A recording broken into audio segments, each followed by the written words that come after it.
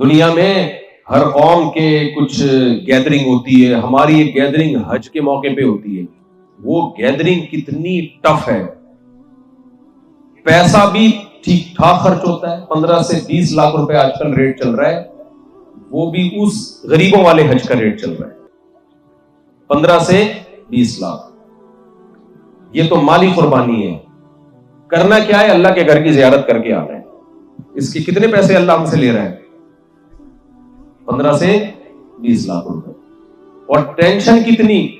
سب سے پہلے آپ کا جو اپنا لباس ہے وہ اتارنا پڑے گا. انسان ان سلے کپڑوں میں کمفرٹیبل نہیں ہوتا. کتنی ٹینشن ہوتی ہے وہ 2 چادریں باندھنے میں، سونے میں، اٹھنے میں، بیٹھنے میں، لیٹنے میں. اور وہاں جا کے کروایا کیا جا رہا ہے؟ بیت اللہ کے گرد چکر لگاؤ اتنے رش میں، صفا مروہ میں دوڑو، مینا میں 5 دن گزارو.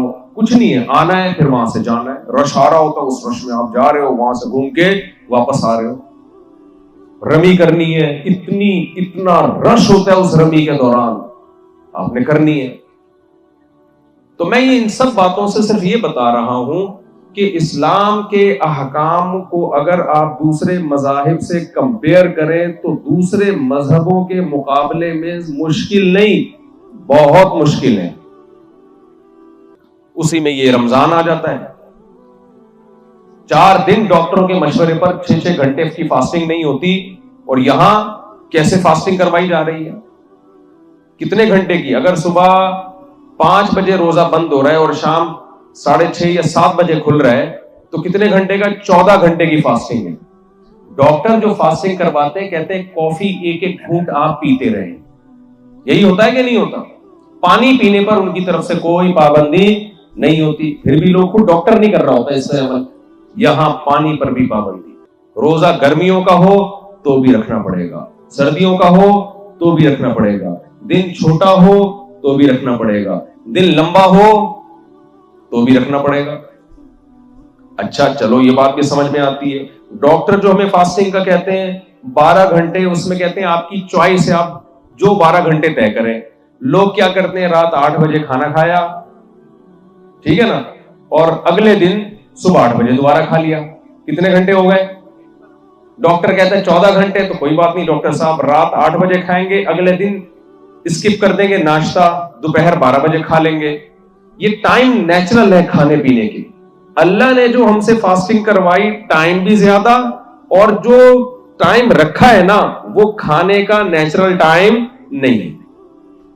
ہمیں صبح جو ناشتہ کروایا جا رہا ہے وہ اتنی جلدی کہ دنیا میں کوئی قوم اس ٹائم پہ ناشتہ نہیں کرتی، کھاتی بھی نہیں. آپ مجھے ایک بات بتاؤ، آپ کا بیٹا امتحان میں پاس ہو گیا، آپ نے دعوت کی کہ میں نے تمہیں بلایا اپنے ہاں کھانے پر، تم ضرور آنا، میرے بچے کے نمبر بہت اچھے آئے. تو وہ کہتے ضرور آئیں گے سر. ٹائم کیا ہے؟ صبح 3:30 بجے. آئے گا وہ؟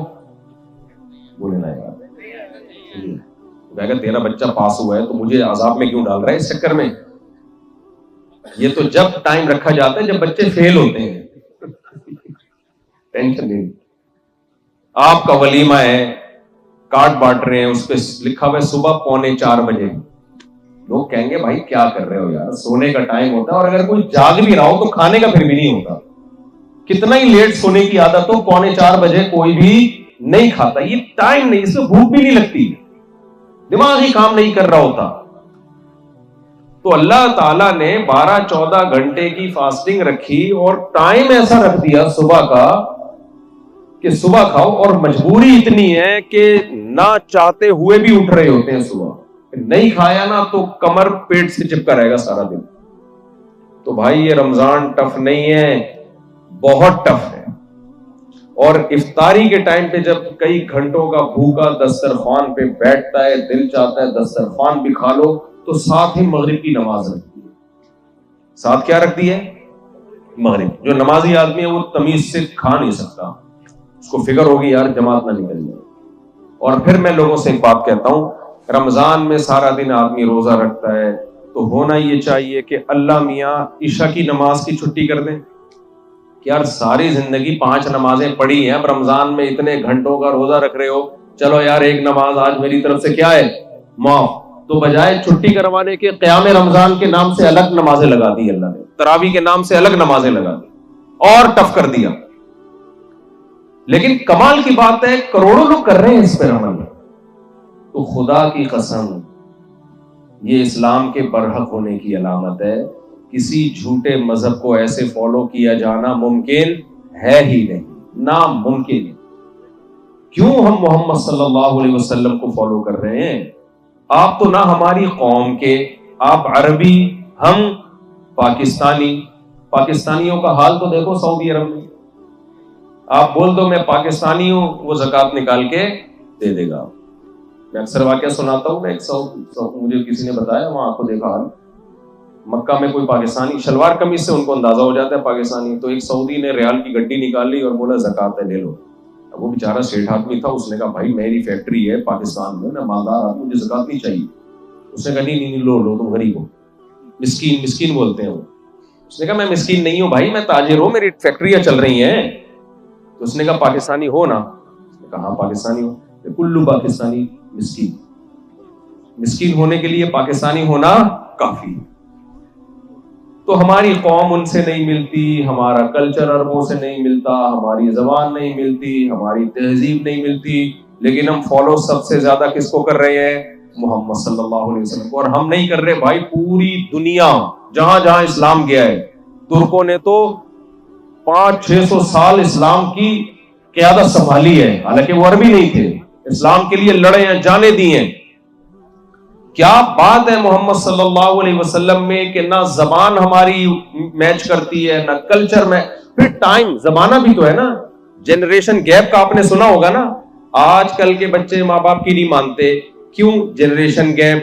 وہ کہتے ہیں ہمارے ابا اماں پرانے زمانے کے ہیں, ان کے زمانے کی تو ٹرینیں بند ہو گئی ہیں. تو میں یہ کر رہا تھا کہ نہ ہماری زبان, نہ ہمارا کلچر, اور جنریشن گیپ کی میں بات کر رہا تھا. آج بچے اپنے ابا اماں کو پرانے زمانے کا آدمی سمجھتے ہیں. کیا خیال ہے؟ کہتے ہیں آپ کے دور میں تو کوئلے کے انجن سے ٹرینیں چلا کرتی تھی, ہم جدید دور کے. تو جنریشن گیپ کی وجہ سے ابا اماں کو نہیں مان رہے ہوتے, اور ہم فالو کس کو کر رہے ہیں؟ اتنا گیپ, ایک 10 سال, 20 سال, 30 سال, 40 سال, 50 سال نہیں, 1400 سال کا جنریشن گیپ ہے. اور محمد صلی اللہ علیہ وسلم کو فالو کرنے والے مزدور بھی ہیں, سائنسدان بھی ہیں, ڈاکٹرز بھی ہیں, انجینئرز بھی ہیں, کچھ سیاستدان بھی ہیں. ہر طرح کا طبقہ میں نے دیکھا ہے. میں امریکہ میں گیا نا, وہاں جو ٹیکنالوجی کا ہب ہے, کون سا شہر ہے ان کا, لاس اینجلس, وہاں میں نے بڑے بڑے مسلم سائنٹسٹ دیکھے گوگل میں اور یوٹیوب میں. اتنی بڑی بڑی داڑیاں, 5 ٹائم کے نمازی, روزے دار. میں نے کہا بھائی اتنی بڑی بڑی پوسٹوں پہ آپ بیٹھے ہوئے ہو اور آپ اتنے مذہبی ہو, تو کیا بات ہے؟ کیا دعوت دے کر چلے گئے محمد صلی اللہ علیہ وسلم 1400 سال پہلے کہ دنیا جان بھی کٹا رہی ہے آپ کے لیے, خون پسینہ بھی بہا رہی ہے آپ کے. میں اگر شراب نہیں پیتا تو کیا آپ کے کہنے سے نہیں پیتا, یا گورنمنٹ نے منع کیا ہوا اس لیے نہیں پی رہا؟ کوئی مانتا ہے گورنمنٹ کی بات؟ آج چھپ کے کتنے کام ہو سکتے ہیں. میں اگر نہیں پیتا تو کیوں نہیں پیتا؟ 1400 سال پہلے محمد صلی اللہ علیہ وسلم نے آواز لگائی تھی کہ بھئی مجھے خدا نے حکم دیا ہے, انما الخمر والمیسر والانصاب والازلام رجس. اے ایمان والو, شراب, جوا, پانسے, یہ سب ناپاک اور پلیت چیزیں. ساری دنیا میں ہر مذہب میں شراب, جو مذہب کو فالو کرنے والے لوگ ہیں ان میں شراب عام ہو چکی ہے. شراب کا سب سے کم ریشو کس میں ہے؟ مسلمانوں میں. اگر آپ نہیں پیتے, میں نہیں پیتا, تو کس کی دعوت ہے یہ؟ محمد صلی اللہ علیہ وسلم کی دعوت. اتنا پاورفل کوئی موٹیویشنل اسپیکر آپ نے اس روئے زمین پر دیکھا ہے کیا؟ بتاؤ میرے بھائی, اتنی پاور کسی کی موٹیویشن میں ہو. ایک اعلان ہو رہا ہے اور شراب کی جو ہے وہ مٹکے توڑ دیے جاتے ہیں مدینہ میں, اور ایسا پیغام کہ وہ مٹکے ٹوٹتے ہوئے آج تو نظر نہیں آ رہے آپ کو, لیکن اس کے اثرات تو آج نظر آ رہے ہیں نا. آج بھی مسلمانوں میں شراب کا ریشو سب سے کم ہے. ایک اعلان ہوتا ہے کہ زنا حرام ہے, لا تقربوا الزنا, زنا کے قریب مت جاؤ. زنا کتنی اٹریکٹیو چیز ہے, شادی میں انسان کتنے بکھیڑوں میں پڑتا ہے, تبھی تو گورے شادی نہیں کرتے. 50 سال میں بڈھے ہونے کے بعد کر رہے ہوتے ہیں اور پھر شو مار رہے ہوتے ہیں ہم بیوی سے وفا کرتے ہیں. بھائی 18 سال میں کرتے پھر وفا کر کے دکھاتے تو ہم مانتے ہیں آپ کتنے با وفا ہو. لوگ ہمیں بہت کہتے ہیں انگریز جھوٹ نہیں بولتے، بالکل صحیح نہیں بولتے، لیکن انگریز ایک جھوٹ بہت بولتا ہے، اپنی بیوی اور گرل فرینڈ سے سارا دن جھوٹ ہی بول رہا ہوتا ہے کہ میری زندگی میں تمہارے سوا کوئی بھی نہیں ہے. یہاں سب جھوٹ بول رہے ہوتے ہیں. کیوں؟ زنا سے بچنا آسان کام بولو نہیں ہے، لیکن مسلمانوں میں میجورٹی بچتی ہے. یہ کس کی دعوت ہے بھائی؟ اللہ کی دعوت. تو میں بات کو جلدی سے سمیٹ کے ختم کرتا ہوں. تو دیکھو یہ اس کی علامت ہے کہ محمد صلی اللہ علیہ وسلم کے پاس وہ پاور تھی، حالانکہ ڈگری کوئی بھی نہیں تھی، کوئی یونیورسٹی، کوئی آپ نے کسی سے کچھ سیکھا ہو، کوئی آپ کا ٹیچر ہو، کوئی بڑا فلاسفر اس دور میں گزرا ہو جس سے آپ کا تعلق ہو، اس نے کچھ سکھایا ہو، ایسا کچھ بھی نہیں تھا. تو کیا بات ہے کہ اتنی پاورفل موٹیویشن، اور پھر اس موٹیویشن کا اثر کیا کہ آپ کی تعلیمات کو لوگوں نے سینے سے لگا کے محفوظ کر کے امت تک پہنچایا، اس کے لیے جانے دی. قرآن دیکھ لیں آپ، محمد صلی اللہ علیہ وسلم نے قرآن لے کر آئے الحمد سے لے کے والناس تک، ایسی خاندانی حفاظت ہوئی ہے. مجھے بتاؤ دنیا میں کوئی 1400 سال پرانی کوئی ایسی کتاب آج ملتی ہے جس کو ہم A سے Z کہیں کہ یہ بالکل وہی ہے جو 1400 سال پہلے لکھی گئی؟ صرف ایک قرآن کو دیکھ لو آپ، قرآن پہ کسی مصنف کا نام نہیں ہے، کسی مؤلف کا نام، میرا خیال ہے آپ لوگ کے گھر میں لکھا ہوا ہوگا کہیں، تو آپ بول دیں نا نہیں ہے. کسی مصنف کا نام قرآن مجید پہ نہیں ہے. لیکن دنیا میں ایک واحد ایسی کتاب ہے، محمد صلی اللہ علیہ وسلم نے کہا کہ یہ اللہ کا کلام ہے، میرا کلام نہیں. یار پوری دنیا نے مان لیا اس کو، اور ایسا مانا 1400 سال ہو گئے، ایک حرف اس میں تحریف نہیں ہونے دی. یہ آسان ہے کیا آپ سمجھتے ہو؟ جبکہ تحریف کی کوششوں کے لیے کروڑوں خربوں روپے خرچ کیے گئے ہوں اس میں. آپ کیا سمجھتے ہو اسلام دشمن نے جب ہمیں مختلف فرقوں میں بانٹ دیا تو کیا انہوں نے قرآن میں تحریف کی کوشش نہیں کی ہوگی؟ کیسی حفاظت، کیسی حفاظت. پوری دنیا میں واحد ایک کتاب ہے جسے بغیر سمجھے اتنا پڑھا جاتا ہے جتنا کسی کتاب کو سمجھ کے نہیں پڑھا جاتا. یہ بھی قرآن کا پروٹوکول. جن کو عربی نہیں آتی وہ بھی پڑھتے ہیں، جن کو عربی آتی ہے وہ بھی پڑھتے ہیں، جن کو قرآن سمجھ میں آتا ہے وہ بھی پڑھتے ہیں، جن کو نہیں سمجھ میں آتا وہ بھی پڑھتے ہیں. اگر دنیا میں یہ سوال اٹھایا جائے کہ کون سی کتاب ہے جو دنیا میں بغیر سمجھے پڑھی جاتی ہے تو کیا نام آئے گا؟ کوئی ایک کتاب بھی ایسی ہے جو آپ کو سمجھ میں نہ آتی اور آپ پڑھتے ہو؟ کبھی آپ نے دیکھا جس کو انگلش نہ آتی ہے وہ انگلش کی کتاب پڑھ رہا ہو، انگلش نہ آتی اور انگلش بول رہا ہو؟ ایک آدمی کسی کے پاس گیا، اس سے کہہ رہا تھا تجھے انگلش آتی ہے؟ اس نے کہا آتی ہے. پھر اردو میں ہی بات کرتے ہیں. اس کے سامنے تو بول لے گا جس کو نہیں آتی. اگر یہ سوال اٹھے نا کہ دنیا میں کوئی ایک کتاب ایسی ہے جو بغیر سمجھے بھی لوگ پڑھتے ہوں، قرآن کے علاوہ ایسی کوئی کتاب نہیں ہے. بھائی اتنی محبت دے رہے ہو اس کتاب کو، اور ایک نہیں کروڑوں انسان. دوسرا سوال اگر یہ اٹھے کہ اچھا یہ بتاؤ دنیا میں کوئی ایسی کتاب ہے جس کو سمجھ کے اتنا پڑھا جاتا ہو جتنا قرآن کو؟ کوئی ہوگی قرآن کے مقابلے میں؟ سمجھ کے جتنا قرآن کو پڑھا جاتا ہے اتنا کسی اور کتاب کو نہیں پڑھا جاتا. اگر آپ کے دنیا میں کوئی ایسی کتاب ہے جس کے لیکچر اتنے زیادہ ہوں جتنے قرآن کے ہیں، بھائی کسی کتاب میں ممکنہ صورتیں یہی بنتی ہیں نا اس کی شہرت کے لیے. بھائی کتاب کی خاصیت کیا ہے؟ سب سے زیادہ فروخت ہوئی ہے. لوگ آ رہے ہوتے ہیں نا، اس کتاب کو ایوارڈ ملا ہے سب سے زیادہ فروخت ہوئی ہے، اس کتاب کو ایوارڈ ملا ہے کہ سب سے زیادہ پڑھی گئی ہے، اس کتاب کو ایوارڈ ملا ہے کہ اس نے دنیا میں سب سے زیادہ چینجنگ کی ہے، اس کتاب کو ایوارڈ ملا ہے کہ اس کا سب سے زیادہ احترام کیا جاتا ہے، اس کتاب کو ایوارڈ ملا ہے کہ اس کی سب سے زیادہ حفاظت کی گئی ہے. اگر اس بیس پر کتابوں کو ایوارڈ ملنا شروع ہوں تو ایوارڈ ختم ہو جائیں گے، قرآن کے معجزے ختم نہیں ہوں گے. سب سے زیادہ دنیا میں فروخت ہونے والی کتاب کون سی ہے؟ ذرا سوال کا جواب دیں آپ لوگ نے جلدی. قرآن. اور سب سے زیادہ کا مطلب اتنی زیادہ کہ اس کا دوسروں کے مقابلے میں کوئی ریشو نہیں ہے. یعنی ایسے جیسے دو ٹیمیں کھیل رہی ہوں، ایک 0 پہ آؤٹ ہو گئی ہو دوسری ٹیم، اور پہلی ٹیم جو وہ سینکڑوں رن بنا کے آؤٹ ہوئی ہو. کوئی مقابلہ ہوا کیا؟